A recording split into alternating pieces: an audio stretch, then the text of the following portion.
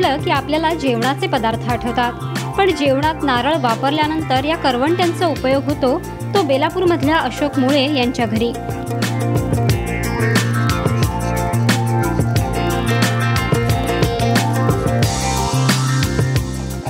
अशोक मुळे हे मूळचे अलिबागचे.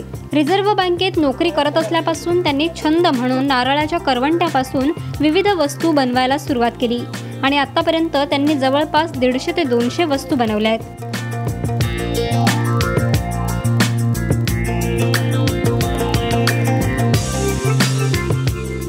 लाकडात कोरीव काम करून केलेल्या वस्तूही ते नारळापासून बनवतात. यासाठी लागणारे नारळही ते विशिष्ट पद्धतीचे वापरतात.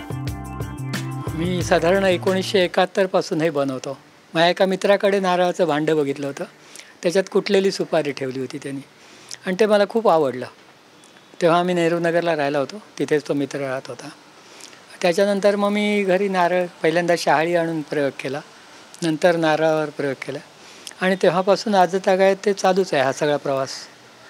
सतत रोज नारळावर काही ना काहीतरी काम करतोच.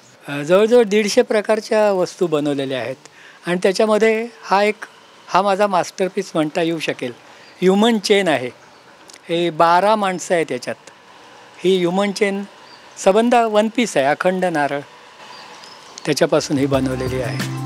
नारळाच्या करवंट्यांना आकार देऊन मग त्यावर नक्षीकाम केलं जातं आणि त्यातून आपल्याला हवी असलेली वस्तू ते साकारतात. मुलाला खेळवणारी ही बाई पाहिलीत तुम्हाला विश्वास बसणार नाही की ही नारळापासून बनवलेली आहे. बेलापूरमध्ये मुळे काकांच्या घरी जर तुम्ही आलात तर अशा अनेक वस्तू नारळापासून बनवलेल्या तुम्हाला पाहायला मिळतील. आणि याच वस्तूंचं मुंबईत अनेक ठिकाणी प्रदर्शनही भरले, आणि या प्रदर्शनातून स्फूर्ती घेत अनेकांनी तर हा छंदही जोपासलाय. कॅमेरामन अमित कीरसह स्वाती चिकणे, साम टीव्ही, नवी मुंबई.